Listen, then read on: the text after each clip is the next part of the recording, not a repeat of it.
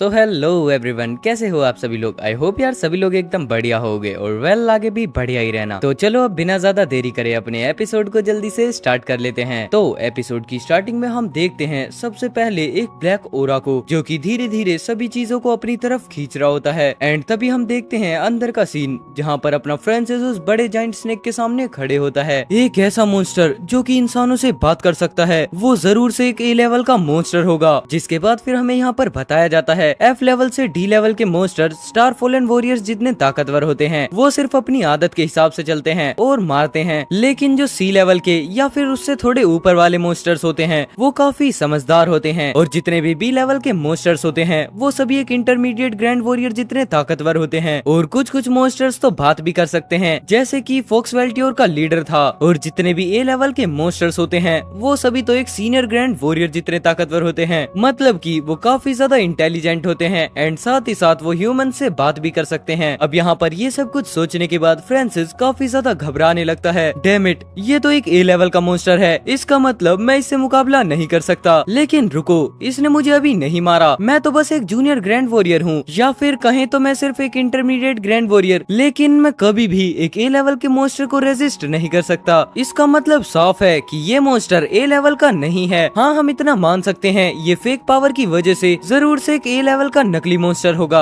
अब यहाँ पर ये सब कुछ बातें सोचकर फ्रांसिस काफी ज्यादा काम हो जाता है। लेकिन तभी हम देखते हैं मॉन्स्टर बोलने लगता है, आखिरकार तुम्हारी हिम्मत भी कैसे हो गई मेरे मॉन्स्टर में फाइट्स को प्योरीफाई करने की, अब मैं तुम्हें। और इतना बोलने के साथ यहाँ पर वो फ्रांसिस पर अटैक कर देता है। अब तो तुम मारे जाओगे। लेकिन हम देखते हैं साथ ही साथ फ्रांसिस उसके अटैक को ब्लॉक कर देता है। लेकिन यहाँ पर उस स्नेक के अटैक को डॉज करने की वजह से फ्रांसिस काफी ज्यादा घबरा उठता है। ये कैसे हो सकता है, ये पहले से कहीं ज्यादा ताकतवर है। और हम देखते हैं यहाँ पर वॉरियर और जोई को, जहाँ पर वॉरियर जोई से बोलती है हमें कुछ करना होगा वरना वो मर सकता है, मुझे उसकी मदद करनी ही होगी। जिसके बाद फिर जोई भी जोश में आकर बोलती है हाँ मैं भी तुम्हारे साथ चलूंगी। लेकिन तभी वॉरियर जोई से बोलती है नहीं, तुम यहीं रुको, तुम बिल्कुल भी इस काम के लिए ठीक नहीं हो। मैं नहीं चाहती कि तुम वहाँ पर जाकर मारे जाओ, क्योंकि तुम हम पर बस बर्डन बनोगी। लेकिन तभी जोई बोलती है कम ऑन होली, तुम भूल गयी कि तुम घायल हो, और अगर तुम भी वहाँ पर जाती हो तो तुम भी जरूर से मारी जाओगी। एंड अब यहाँ पर फाइनली हमें पता चल जाता है कि इसका नाम वॉरियर नहीं बल्कि होली है। और तुमने तो मुझे मॉन्स्टर्स के झुंड से बचाया था, तो मैं तुम्हें वहाँ पर जाकर नहीं मरने दे सकती। लेकिन तभी होली जोई के सर पर हाथ रखकर बोलती है जोई प्लीज तुम यहीं पर रुको और हमारा इंतजार करो, मैं वादा करती हूँ कि हम लोग वापस आएंगे। बट तभी हम देखते हैं यहाँ पर जोई रोने लगती है, तुम जितने भी बड़े लोग हो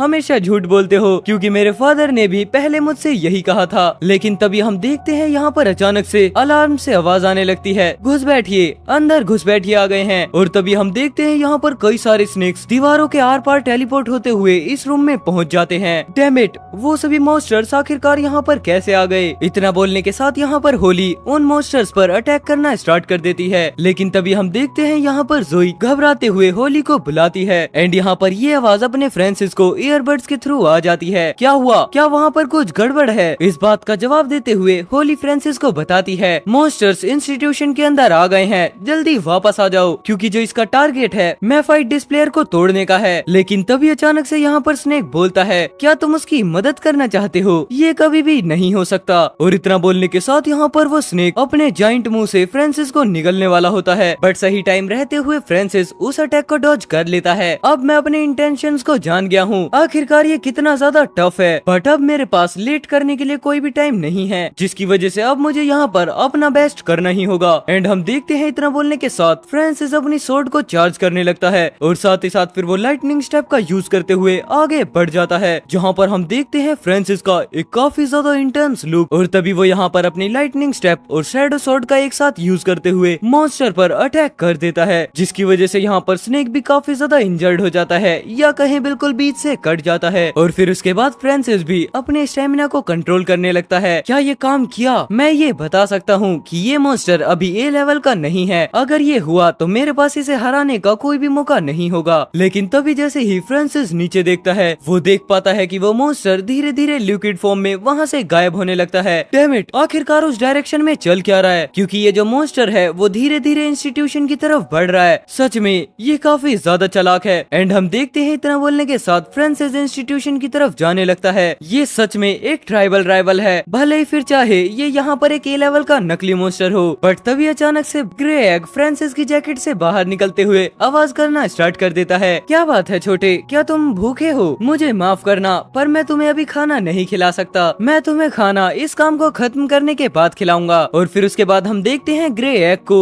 जिसकी आंखें अचानक से ग्रीन कलर में ग्लो करने लगती हैं। एंड फिर वापस से हम देखते हैं उसी जाइंट मॉन्स्टर को, जो कि अपने आप को टेलीपोर्ट करते हुए डायरेक्ट इंस्टीट्यूशन के अंदर आ जाता है। आखिरकार ये मॉन्स्टर यहाँ पर कैसे आ गया? बट यहाँ पर अब ये सब कुछ समझने के लिए काफी ज्यादा देर हो जाती है और वो मॉन्स्टर होली पर अटैक कर देता है। बट जैसे ही होली यहाँ पर इस अटैक को ब्लॉक करती है, वो खुद ही काफी ज्यादा पीछे चली जाती है। डैम इट, ये काफी ज्यादा पावरफुल है। लेकिन उसके बाद यहाँ पर ये मॉन्स्टर डिवाइस को देखते हुए बोलता है, ओह वो जरूर से एक प्यूरिफिकेशन डिवाइस है, अब मैं इसे डिस्ट्रॉय कर दूंगा। और इतना बोलने के साथ यहाँ पर मॉन्स्टर डिवाइस के ऊपर टूट पड़ता है। लेकिन सही टाइम रहते हुए अपना फ्रांसिस यहाँ पर हीरो एंट्री कर देता है, तुम मुझसे दूर रहो। और इतना बोलने के साथ वो मॉन्स्टर पर अटैक भी कर देता है। अब यहाँ पर अपने फ्रांसिस को आता हुआ देख होली और जोई काफी ज्यादा खुश हो जाते हैं। मुझे खुशी है कि तुम वापस आ गए। हाँ, तुम्हें देखकर काफी अच्छा लगा। जिसके बाद फिर अपना फ्रांसिस इनके पास आ जाता है, तुम यहाँ पर से थोड़ा दूर चले जाओ, क्योंकि ये जो मॉन्स्टर है वो काफी ज्यादा ट्रिकी है। मैं यहाँ पर महसूस कर सकता हूँ वो जो मॉन्स्टर है वो बिल्कुल भी घायल नहीं है, जो इसे और भी ज्यादा बुरा बनाता है। इसका मतलब साफ है कि इसे मारा नहीं जा सकता। आखिरकार अब मैं क्या करूँ? ये तो एक अनबीटेबल है, बट मेरे पास अब प्लान बनाने के लिए टाइम नहीं है। और अगर मैं इसे एक अटैक के अंदर नहीं मार सकता तो मैं इस पर बार बार अटैक करता रहूंगा, क्योंकि ये मेरी एक रिस्पॉन्सिबिलिटी है कि मैं इन लोगों को प्रोटेक्ट करूं। जिसके बाद हम देखते हैं इतना बोलने के साथ अपना फ्रांसिस सोर्ड को आगे करते हुए मॉन्स्टर पर अटैक करने के लिए आगे बढ़ जाता है। और अब तो मुझे इस जगह को भी प्रोटेक्ट करना है, क्योंकि ये प्लेस मेरी मदर ने बनाई है। जिसके बाद हम देखते हैं अपना फ्रांसिस काफी ज्यादा ब्रूटली उस स्नेक को बिल्कुल बीचों बीच से काट देता है। एंड फाइनली हम देखते हैं यहाँ पर अपने ग्रे एग की एक एबिलिटी, जहाँ पर वो किसी चीज को सेंस करता है या फिर कोई मैजिक कास्ट करता है, जिसकी वजह से यहाँ पर फ्रांसिस को उस मॉन्स्टर का डायरेक्ट एक्शन स्कोर देखने को मिलता है। एंड फाइनली फिर धीरे धीरे वो कोर भी डिस्ट्रॉय हो जाता है, जिसकी वजह से वो फाइनली अब मॉन्स्टर खुद को रीजनरेट नहीं कर पाता एंड वो धीरे धीरे डिसअपियर होना स्टार्ट हो जाता है। जितना देखने के बाद फ्रांसिस शॉक होते हुए बोलता है, क्या मैंने उस होराइबल मॉन्स्टर को मार डाला? एंड उसके बाद फिर यहाँ पर कंफर्मेशन के लिए सिस्टम में नोटिफिकेशन आता है, तुमने एक डुप्लीकेट ए लेवल के मॉन्स्टर को मारा है, जिसकी वजह से तुम्हें पूरे 3 एट्रीब्यूट पॉइंट मिलते हैं। अब यहाँ पर सिर्फ 3 एट्रीब्यूट पॉइंट को देखने के बाद फ्रांसिस काफी ज्यादा घबरा जाता है। सीरियसली एक ए लेवल के डुप्लीकेट मॉन्स्टर को मारने के लिए कितना ज्यादा हार्ड वर्क लगा था। एंड इसी बात के साथ यहाँ पर ये वाला एपिसोड खत्म होता है। अब चलो जल्दी से बढ़ जाते हैं नेक्स्ट वाले एपिसोड की तरफ को। सो नेक्स्ट एपिसोड की स्टार्टिंग होती है और हम देखते हैं धीरे धीरे वो मॉन्स्टर डिसअपियर होना स्टार्ट हो जाता है। तुमने इसे मार डाला, काफी बढ़िया। यहाँ पर ये सब कुछ बोलते हुए होली और जोई आगे की तरफ बढ़ रहे होते हैं, लेकिन वहीं पर अपना फ्रांसिस शुग होते हुए बस एक ही बात सोचता है, अगर एक ए लेवल के डुप्लीकेट मॉन्स्टर को मारना इतना ज्यादा हार्ड है, आखिरकार तब क्या होगा जब हमारे सामने एक रियल ए लेवल का मॉन्स्टर आ जाएगा? वो तो बिल्कुल इनविंसिबल होगा। और प्लस में इसके अलावा मुझे लास्ट टाइम पर ऐसा महसूस हुआ जैसे कि मेरे अटैक करने से पहले ही उसका कोर धीरे धीरे खुद ही डिस्ट्रॉय हो रहा था। फिर उसके बाद वापस से अपना ग्रे एग पीछे से बोलता है, लेकिन अपने फ्रांसिस को कुछ भी समझ में नहीं आता। शायद से उसके कोर की जो पावर थी वो पहले ही धीरे धीरे खत्म हो रही थी। लेकिन तभी हम देखते हैं एक और सस्पिशियस मॉन्स्टर को, उसने मेरे डुप्लीकेट मॉन्स्टर को मार डाला। वो ट्रबल मेकर अब जरूर से मरने वाला है। एंड वहीं उसके बाद हम देखते हैं उस पड़े हुए लिक्विड को, जो कि धीरे धीरे वापस से वाइब्रेट होना स्टार्ट हो जाता है। एंड यहाँ पर इस चीज को देखने के बाद फ्रांसिस, जोई और होली तीनों ही काफी ज्यादा शॉक हो जाते हैं। मुझे अचानक से इतना ज्यादा प्रेशर क्यों फील हो रहा है? एंड वहीं साइड में खड़ी हुई जोई बोलती है, होली, फ्रांसिस। एंड उसके बाद फिर होली बोलती है, डैम इट, इसका मतलब वो यहाँ पर है। और हम देखते हैं फ्रांसिस के पीछे एक काफी बड़ी रेड आई को, जो कि फ्रांसिस के पीछे से आवाज लगाती है, क्या तुमने प्यूरिफिकेशन को स्टार्ट किया था या फिर किसी और ने? एंड अब यहाँ पर इतनी डीप और होराइबल आवाज को सुनने के बाद फ्रांसिस काफी ज्यादा शॉक हो जाता है। आखिरकार वो क्या है? क्या वो रियल मॉन्स्टर है? मतलब कि वो अब मेरे को टारगेट कर रहा है। हालांकि मैं यहाँ पर देख सकता हूँ वो किसी चीज के अंदर ट्रैप्ड है। लेकिन तभी उसके बाद हम देखते हैं डिवाइस को, जो कि अचानक से बीप करने लगता है, रेड अलर्ट, रेड अलर्ट। लेकिन इतना बोलने के साथ अचानक से ही फ्रांसिस के जेब में रखा हुआ वो मिरर काफी ज्यादा जोर से ग्लो करने लगता है और उसके बाद निकलती है एक काफी ज्यादा इंटेंस पावर, जो कि डायरेक्ट उस मॉन्स्टर के लिक्विड पर जाकर गिरती है। जैसा कि मैंने एक्सपेक्ट किया था, जो ये मिरर है वो इंस्टीट्यूशन को कंट्रोल करने की एक की है। फिर उसके बाद यहाँ पर होली बोलती है, यहाँ पर क्या हुआ था? मुझे तो ऐसा लगा था जैसे हम मरने वाले हैं, लेकिन आई गेस कि अब हम सेफ हैं और जो मॉन्स्टर में फाइट्स की कंसंट्रेशन है वो भी धीरे धीरे डिक्रीज हो रही है। एंड फिर उसके बाद हम देखते हैं वापस से उसी मीटर को जो कि ऑरेंज होना स्टार्ट हो जाता है। चलो अब हम सेफ हैं, हमारी जॉब डन होती है। मैंने तो आज सच में बहुत कुछ सीख लिया। खैर आखिरकार ये खत्म हुआ। तुम लोग कैसे हो? बट तभी हम देखते हैं अचानक से ही जोई आकर काफी ज्यादा जोर से फ्रांसिस को हक कर लेती है। तुम सच में कमाल के हो, मैं तुमसे काफी ज्यादा इम्प्रेस्ड हूँ। मुझे तो ये लगा था कि हम लोग यहाँ पर मारे जाएंगे। और इतना बोलने के साथ यहाँ पर जोई रोने लगती है। लेकिन यहाँ पर इस चीज को देखने के बाद होली साइड में खड़े होकर काफी ज्यादा खुश होती है।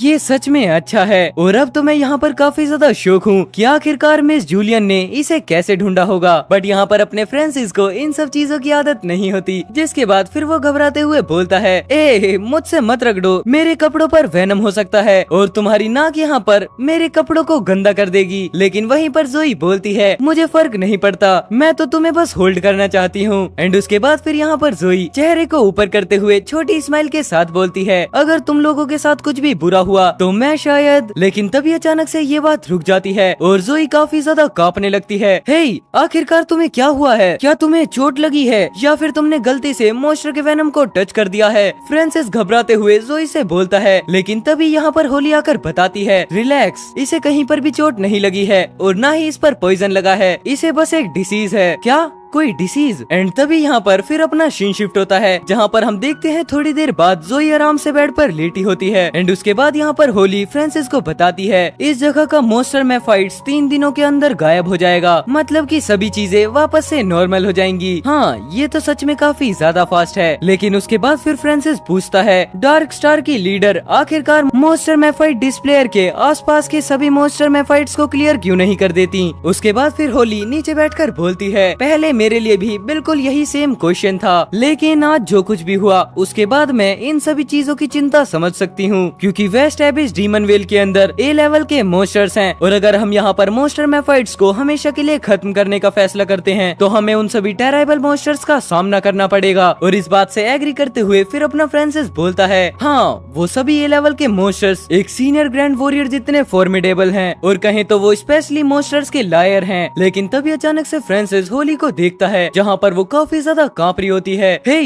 क्या तुम घायल हो? और फिर उसके बाद यहाँ पर होली बोलती है, अपनी आवाज को नीचे रखो, तुम उसे जगा दोगे, ये इतनी भी बड़ी चोट नहीं है। जिसके बाद फिर हम देखते हैं तभी यहाँ पर होली पीछे घूमकर फ्रांसिस से बोलती है, हे इधर आओ और मेरी थोड़ी सी मदद करो चोट पर बैंडेड करने में और उस पर मरहम लगाने में। जितना सुनने के बाद यहाँ पर अपना फ्रांसिस काफी ज्यादा ब्लश करने लगता है। तुम ये चाहती हो कि मैं तुम्हारे घाव पर ध्यान दूं? और फिर उसके बाद यहाँ पर होली बोलती है, हाँ मेरे पास और कोई चॉइस नहीं है, या फिर तुम ही बताओ क्या यहाँ पर कोई और है जिससे मैं ये करवा सकूं? लेकिन तभी यहाँ पर होली पीछे पलटकर अपने फ्रांसिस को छेड़ते हुए बोलती है, क्या तुम इसके बारे में शर्मा रहे हो? मुझे नहीं पता था कि तुम सच में शर्मीले हो। लेकिन उसके बाद फिर यहाँ पर अपना सख्त लोंडा मतलब फ्रांसिस बोलता है, मैं शर्मीला नहीं हूँ और मैं इस तरीके के घाव का इलाज करने में काफी ज्यादा अच्छा हूँ। और हालांकि मैंने शरीर के उस हिस्से पर सिर्फ एक ही बार एक फीमेल को पट्टी बांधी थी। लेकिन उसके बाद फिर यहाँ पर होली बोलती है, जल्दी करो, अगर जोई उठ गई तो वो मुझे इस तरीके से देखकर काफी ज्यादा परेशान हो जाएगी, जिसकी वजह से उसे फिर से दौरा पड़ सकता है और हम ऐसा बिल्कुल भी नहीं होने दे सकते। फिर उसके बाद यहाँ पर अपना फ्रांसिस होली के घाव पर मरहम लगाते हुए बोलता है, जोई को क्या हुआ है? जितना सुनने के बाद यहाँ पर होली थोड़ी स्माइल करती है, मैंने जोई को ड्वाइट मॉन्स्टर के लायर से बचाया था, मॉन्स्टर टाइड को खत्म हुए अभी ज्यादा टाइम नहीं हुआ था। एंड तभी हम देखते हैं छोटी सी एक पास्ट मेमोरी को, जहाँ पर कोई बोलता है वो सांस ले रही है और फिर उसके बाद दो लोगों को जो कि आपस में बात कर रहे होते हैं, क्या ये पोस्ट ट्रॉमेटिक स्ट्रेस डिसऑर्डर हो सकता है? अगर वो इसी तरीके से कंटिन्यू सफर करती रही तो मुझे डर है कि वो ज्यादा दिनों तक जिंदा नहीं रह पाएगी। और फिर उसके बाद हम देखते हैं यहाँ पर एलिजा को, जो कि जोई के पास आकर बोलती है, तुम्हारे पेरेंट्स मिसिंग हैं, लेकिन ये भी हो सकता है कि वो अभी तक जिंदा हो, तुम्हें जिंदा रहना होगा और पैसे कमाने होंगे ताकि तुम अपने पेरेंट्स को ढूंढ सको। और फिर उसके बाद हम देखते हैं जोई को, जो कि बेड पर लेटे हुए बस एक ही बात सोचती है, मेरे पेरेंट्स, उनके लिए मुझे पैसे चाहिए। एंड फिर उसके बाद यहाँ पर होली वापस से बताती है वो अकेली नहीं है जो कि PTSD से सफर कर रही है, बल्कि उस मॉन्स्टर टाइड के अंदर काफी सारे ऐसे लोग हैं जो कि PTSD से सफर कर रहे हैं, चाहे फिर वो कम हो या फिर ज्यादा। और जितने भी लोग उस मॉन्स्टर टाइड में मारे गए थे उन सभी से तो ज्यादा सफर ये जिंदा लोग करते हैं, क्योंकि अब इन सभी को अपनी पूरी लाइफ उस भयानक सपने के साथ ही जीनी होगी। अब यहाँ पर ये सब कुछ सुनने के बाद फ्रांसिस काफी ज्यादा शांत हो जाता है। ड्वाइट मॉन्स्टर टाइड ये एरिथ की पूरी हिस्ट्री के अंदर सबसे बड़ी तबाही थी। मैं पता लगाऊंगा कि आखिरकार सच में क्या हुआ था और अपने फादर के नेम को क्लियर करूंगा, क्योंकि मैं उन लोगों को बिना किसी अच्छे कारण के नहीं मरने दे सकता। बट हाँ, ये बात भी सच है कि मैं अभी उन मैप पर पॉइंट की हुई जगहों पर इस टाइम पर तो नहीं पहुंच सकता।